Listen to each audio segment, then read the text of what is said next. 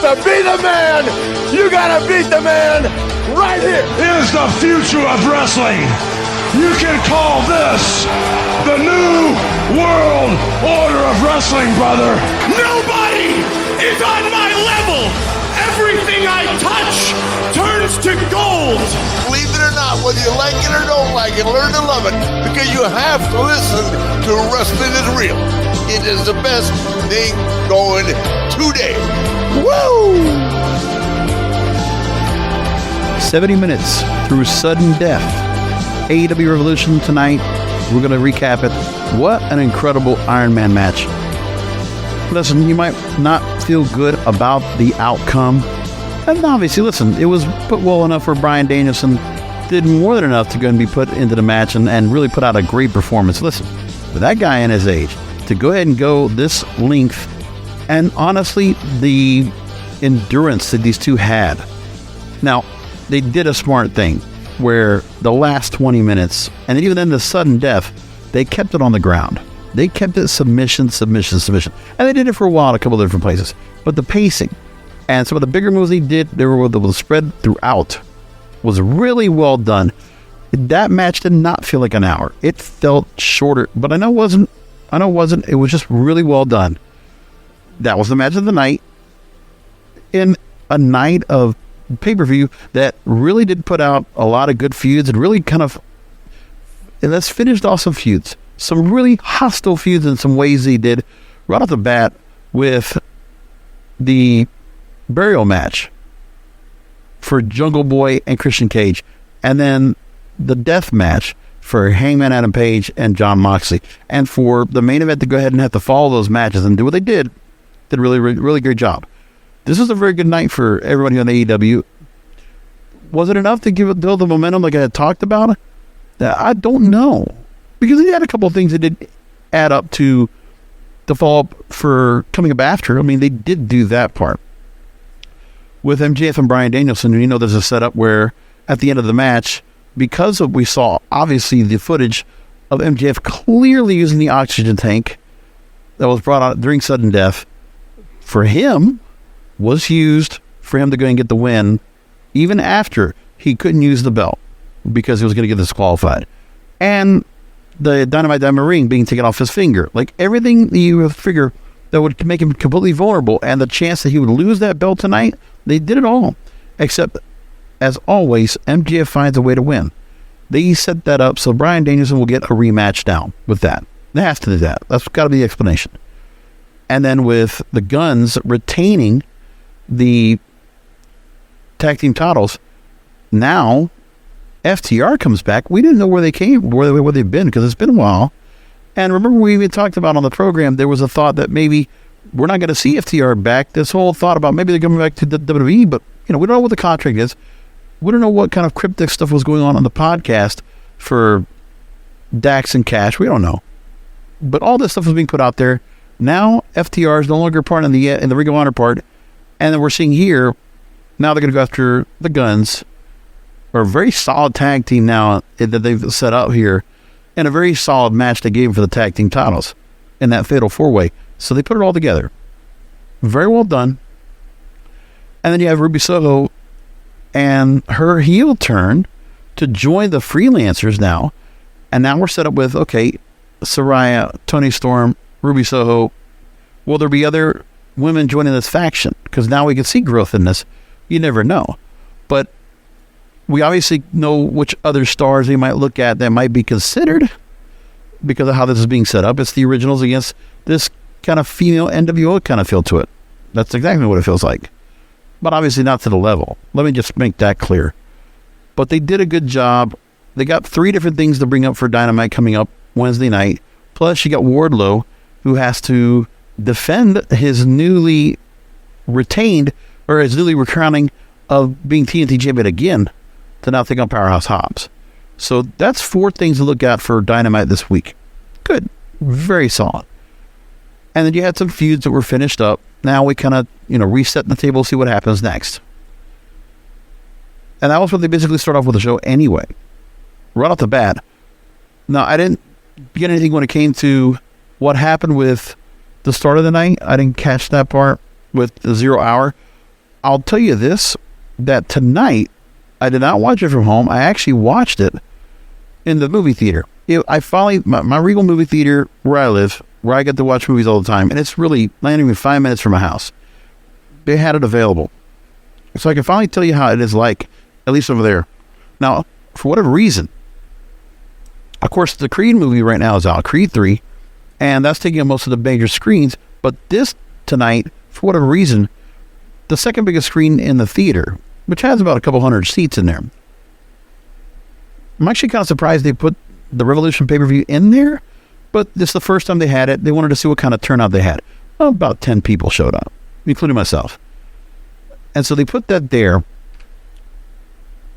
$26 for admission. Pretty good. Okay. I get $26, half the price of Bleacher Report. So, you know, for those who wanted to find the deal, for the seats I got, the leather seats, the whole setup. I mean, I like watching the movie, the theater over there. There's a big screen over there too.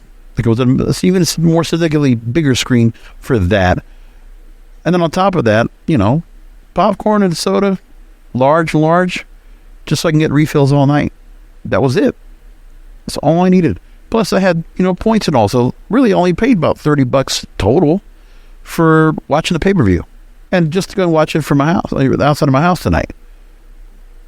I liked it, and hopefully they'll keep doing that, because I might just get into that. You know, we had a decent crowd over there. A few people that got into it, especially with the main event, because everybody was all into it. That was a hell of a match to watch. We'll talk about it. But anyway, when it comes to the pay-per-view itself, now first off the bat, I did not catch the 0. I mean, the 0 hour was dragging, so I caught I caught the end. Well, once I walked in, I heard Mark Briscoe and Lucha Brothers, you know, being cheered and heralded as the winners in 0 hour. So that was the part I missed anyway. I did not catch what happened there. But yeah, Ari Daivari and the Varsity Athletes lost to Mark Briscoe and the Lucha Brothers. I didn't catch that match. Okay. And then we move along. And Renee Paquette and RJ City did what they could, trying to set things up, but really just one match of the night. I like it better when they do have a couple of matches to go work off of, but they did what they did, and they had a lot of matches to go with the night. So with the fact they're going to have that hour-long match at the end, they just kept it short and kept everybody waiting, you know, on their heels for 8 o'clock to start, or 5 o'clock right there in San Francisco to get the show started. And actually, that probably worked out well for the crowd out there, because by the time the main event came around, it's, 7:30? And the pay-per-view doesn't end till right around, 9:45? Is that right? Yeah. No, 8:45. So early enough for all of them out there. And by the time all said and done, 4 hours in, but there was so much downtime. So they were not sitting there in their seats the whole way through. It was set up in a good way. And I think the match card, with the way they set it up, was really good. So starting off, Chris Jericho, Ricky Starks open up. And Ricky Starks with another win on Chris Jericho. And Ricky Starks looking strong, being put over really big. You know, Jim Ross kind of calling him, young kid. But, I mean, Ricky Starks, isn't he in his 30s already? Like mid-30s? There should be the time where he's, in the right spot. But he's doing really well. Chris Jericho, as always, likes to work with the younger stars, build them up, get them somewhere so we can move along. Just like he did with Darby Allin, just like he did with MJF, just like he did with, it's just what they do. It's what Chris Jericho wants to do, and build up stars, go from there. Same with Guevara. It's the right thing. So I'm so glad that Jericho is willing to basically do whatever it takes to get some of these kids over and get them at the right spot. So Ricky Starks, obviously seeing a lot in him to build off of, and gave him another win. Convincingly, with all said and done, when you have the Jericho Appreciation Society, still trying to find a way in, but then Action Andretti comes in to help out Ricky Starks. And I think that Ricky Starks is probably set for either All-Atlantic or a TNT title run, depending on, really just depends on who's going to be the heel that he takes on for either of those belts. But I think that's what they're going to go after for anyway, down the line, somewhere. No Holds Barred, Christian Cage versus Jungle Boy Jack Perry. And let's just say this here, that Jungle Boy very much over here. And the faces are super over tonight because in the match with Ricky Starks, you got the dueling chants, and then Jungle Boy just getting chained like crazy for so many moves that he had where he was overpowering Christian Cage. Tonight was a night the redemption, complete vindication for Christian Cage came about. He finally got his chance to get the upper hand, and Christian Cage putting him over lavishly. It was what a hell of a match. And seeing the other side of Jungle Boy, because they kept talking about it, prefacing the concerto once again before Christian Cage is thrown into the coffin and loses the match, that Jungle Boy finally went to that upper level and went to another level that he never thought he would be before, but a much more violent level. It stood out tonight. Really well done. Man, that was crazy. So good job on that match as well. And Jungle Boy wins, finishes the feud. He says he wants to go after titles. Where does he go next? And that's automatically, now Ricky Starks, Jungle Boy, that is the young part of the company, trying to build them up, the pillars, and that's continuing in the right direction because they need to keep doing that for what it's worth because of where they are. I mean, that's one thing they were really important doing in many different areas, is having some pillars really stand out. So tonight we had 4. Ricky Starks, Jungle Boy, Wardlow, MJF. And then you can rotate, because then you can bring back Darby Allin. You can bring back Sammy Guevara more into a prominent role and just continue to do what they're doing with these pillars. And all these younger stars they want to build up and make something even bigger out of. So I love what they're doing. Like, that's the part that Tony Khan's got right. You know, not relying heavily on all these former stars and doing something with it. Like, listen, it's all these WWE people, unlike what WCW would have done, where they would have put them over. The veteran WWE guys, the veteran WWE guys here are putting the others over, as it should be. Chris Jericho putting somebody over. Christian Cage putting somebody over.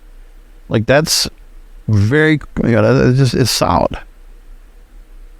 Even with John Moxley and Hangman Adam Page. Adam Page gets over. These are the right things to do. Like, these are some of the stars you need to get up and over and do something with, because they were given the time to go ahead and be so strong. And now you're seeing a little bit of the turnaround, that some new stars, they're going to be built up. The future of the company is prominent. You're seeing the names. Orange Cassidy also being put in there, but like not winning here because he's already all Atlantic champion. It doesn't matter what happens here anyway when it comes to them. And the Guns. Let's put the Guns in there as well. A lot of youth. A lot of young talent that are hitting their strides right now and definitely looking good. I love all of that, and that's the right way to go in this company. And now some people are going to disagree. That's fine. You can disagree all you want, and you can say, oh, well, they shouldn't do that. They have to do it this way. They can go ahead and, keep an eye on letting some of these stars get a little more time to ferment, a little more time to gel, a little more time to get some seasoning. No, the time's now. Okay, 4 years in. Time now, in this first pay-per-view of 2023, let's put on the map. Let's get some of these stars right here and start noticing who the stars are going to be that coming forward. But we're also going to have to find a way where those veterans are going to continue to stay strong, because they're going to have to get their wins back after giving some of their wins, their losses up, for the sake of getting some kids over. That's the important part. But the right people they're putting up, I do like who they're putting up and trying to put forward. With Ricky Starks, with Jack Perry, with the Guns, with MJF, and with Wardlow. I think those are all right moves. And I prefer it, because they have to look towards. When you think about where WWE is right now, they have to think about the future as well, but they don't have a lot of future stars. Like, they have a lot of stars that are going to start getting older. And then what are you going to do next? I mean, you got stars right now that are in the prime right now, but we're talking about, okay, 5 years, 10 years down the line, where are we going to go? With AEW, you're starting to feel like they have that in lock, and right now they're at least doing the right thing for somebody who starts to come up forward with a lot of good veterans to come out there and work with, which is the best part. You just got to keep them out there consistent, keep them out there working, keep them out there, applying the craft and getting a lot of time in that ring so they can move along. But they all did really well in that part. Now, moving along, match number 3, the World Trios Championship with the Elite, Kenny Omega, Matt, and Nick Jackson, Young Bucks, against the House of Black. House of Black with an incredible new entrance. Love it. So you get them out there, you put that flag up in front, you light it, you bring these guys in front. They're all now masked up. They're all painted up. Julia Hart now at a better look. It's just the whole package now for House of Black finally looks like we're supposed to be. I think they kept tinkering and tinkering. Now that group is all together, and now they look like how they're supposed to be. And they had a tremendous performance at the night. Kenny Omega, Malakai Black, lighting it up. Brody King also standing out tremendously in this match. Those are the two standouts. Kenny Omega is just kicking it. Because Young Bucks were out there, but it's like Kenny Omega was out there and just getting the pops, right? So House of Black and the Elite already in a feud together now. House of Black getting the belts in a very strong fashion. Great presentation for them. And now you have a bunch of matches you can really start off with. Brody and Buddy against Young Bucks. Kenny and Malakai, you can set that up. Like, those are just matches that just they see in itself. Good, fresh matches to start off with. And now House of Black looks like what they're supposed to have been since they got in the AEW. And I think that was just something where if there was any frustration with House of Black at one point, maybe that's all kind of like worked by the wayside. I think the development of House of Black has finally gotten where it's supposed to be. And now House of Black looks like the right team, and everything just works like everything just is all set up right for them. It looks good. We just got to keep seeing them out on TV. So with them and the Elite going on, that should be just right for them to go and continue to get the feud going, because it just started only a couple weeks ago. We got a whole lot more story to tell. Jon Moxley, Hangman Adam Page, and with the fact that this whole thing started off with, that the clothesline that really shook up Hangman Adam Page, and having him wait to come back from that, and then coming in here, because I'm telling you, I still can't forget when Adam Page took that hit and flipped and just, he was staggering coming on up. I really could not believe how gruesome that was. But the match itself, Jon Moxley tonight went full on Combat Zone Wrestling. Jesus H, that guy went all over the place with it. They stepped it up. They stepped it up because it's not even like where this is like the Abyss matches of the Monsters Ball days of TNA. No, they stepped it up. So we get the big thick chain coming into the match. We've seen before. But bricks, and used very effectively, I must say. So they wanted to make sure with this feud going on as it is, both of these guys are already getting bloody before, getting bloody again, and another match just goes even like higher up on the chain. And again, same kind of formula with Jungle Boy and Christian Cage, that Adam Page had to go to this other worldly level, just an evil level, just to get to the point of matching up with Moxley shot for shot. And there was one point where Moxley takes 2 bricks wedged to basically break Adam Page's hand. That looked good. And then a pile driver into a big thick chain, and Page with a buckshot lariat, and then they found a way to make it where the chain was wrapped around Moxley's neck, and it worked out so that Moxley rolls out, he goes over the top rope, the chain is around him, and that's it. It's like, okay, here we go, let's go and hang Jon Moxley for a little bit, and Jon Moxley taps out. By the way, Adam Page now with new music, and somebody singing it. I don't know what the song is, but now we got new interesting music for them. And House of Black, I think, also got new interesting music, so they did a little change of that. And I'll tell you, so Adam Page, no more with the cowboy stuff, is kind of, sort of, but it's a little bit more different now. I like it. And Adam Page continues to be strong. Will he work his way back up to the world title? That's the difference. At any time you could do that. Like, if that's somebody down the line after Bryan Danielson, you could do that and go that part. Good job on that match. And match number 5 is Women's World Title. Jamie Hayter defending against Saraya and Ruby Soho. This was fine. I look at the match for what it's worth. This is one of the few matches that did not get a whole lot of time, because they kept it short for Jamie Hayter, for the women's world title and a TNT match at 10 minutes each, roughly, which is fine. That's what I need to go and do anyway. And then when you look, so Jamie Hayter accompanied with Britt Baker, Saraya with Toni Storm. We talked about Ruby Soho deciding to go heel on the match, and a different look, by the way. And it was good. This match didn't have to go too long. They told a pretty simple story. The whole idea was Jamie Hayter was going to get the win, somehow snuck out of it with the triple threat.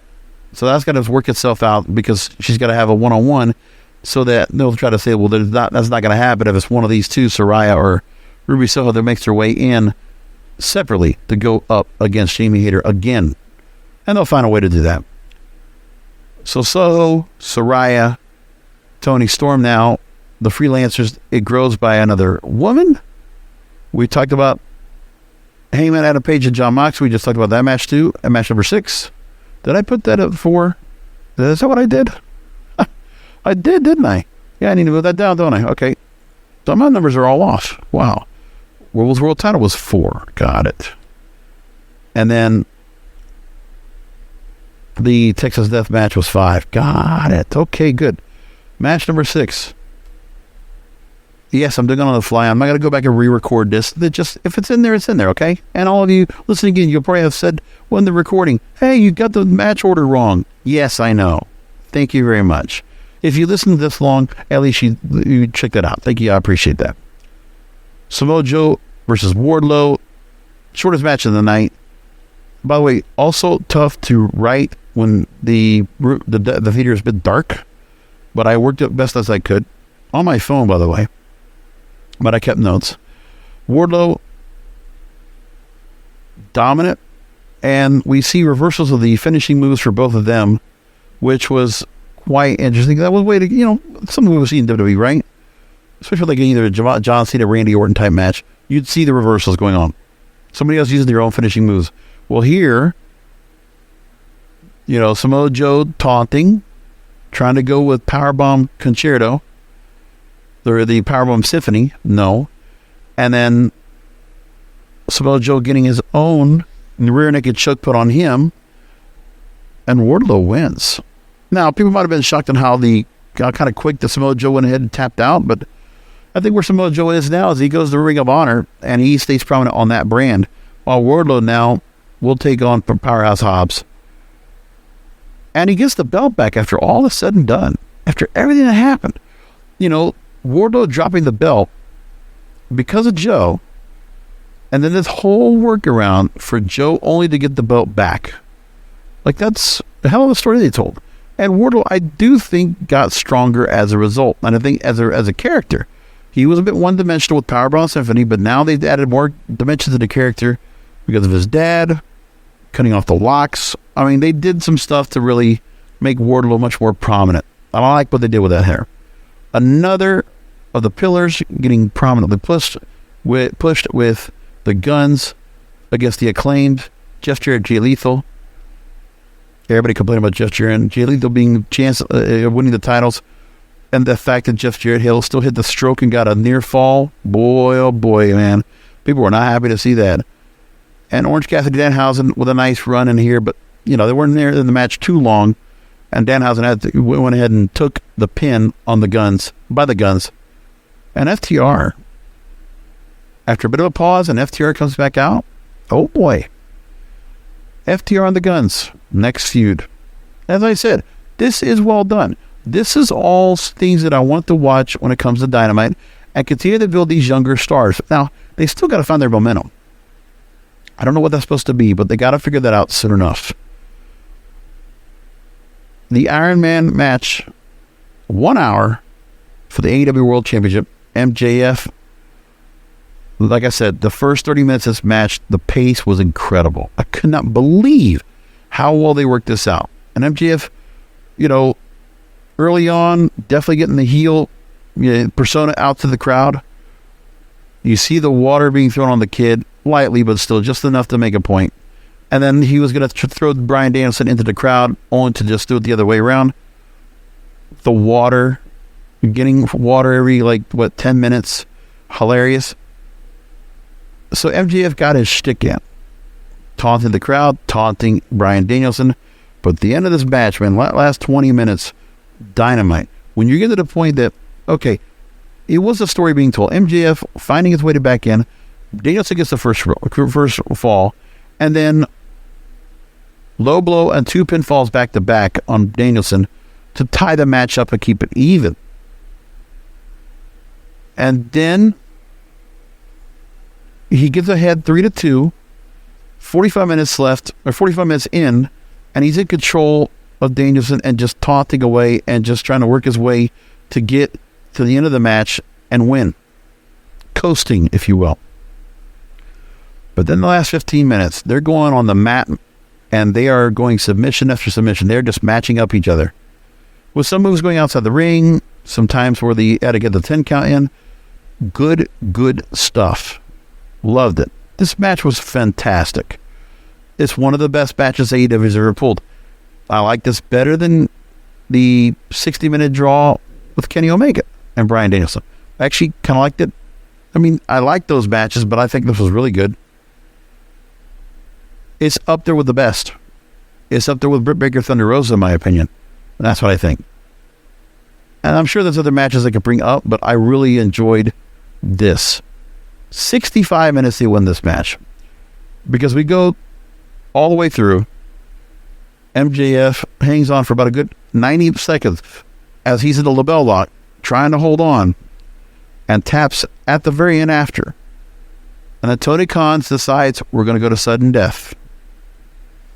Crowd's okay with that. I would have been fine with the draw. Because I think they were going to go somewhere with this anyway. Fine. I would have been fine with the draw. And MJF retaining. But no, we win for the sudden death. Give the fans what they want. And then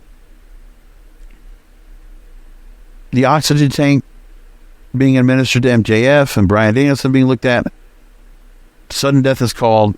Bryan Danielson's up and the momentum is up for him. And the crowd is all in for about a good about 7 or 8 minutes in this 10-minute portion of sudden death. And MJF looking like it's all over.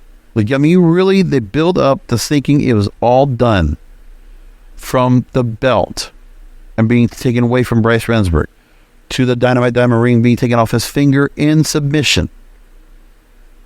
And then finally, when there was nothing else that could have helped out MJF, all of a sudden, the oxygen tank is still sitting downstairs. And he uses it. Very well done. I really enjoyed this match a lot. It's one of the best matches of the year. Just did a good job. Listen, for AEW, this is about as good as they could do. About as good as this pay-per-view could have been tonight altogether. A+ for me. They didn't do anything wrong tonight. And there was nothing that really stood out that made me feel like any match didn't feel weaker than the other. They gave us a tremendous main event. A+ across the board. That's what I'm giving it. I really enjoyed this. But now they still need to continue to build those pillars and continue to build momentum for their product. Something's got to turn for this crowd or for this audience to build bigger on television. The Dynamite show needs to get something that's going to be an injection of life into it, that's going to really build that audience outside of that 850 to a million person bubble. They got to break that. Somehow they need to be consistently over 1 million viewers. They have to figure that out, especially when they're getting towards the renewal of the broadcasting rights. They got to figure that out. And you just got to keep working it. But the younger stars, I think, is the right idea to go. Just want to see what they're going to do with it. So we're going to give it a 30 minutes tonight. That's the program. That's the Pro Show. We'll come back on Wednesday. We'll see what the fallout is from Dynamite, because I'll be on right after that. And there's so much more to go into, but that's the gist of it. Hell of a night, man. Good stuff tonight. Really enjoyed it.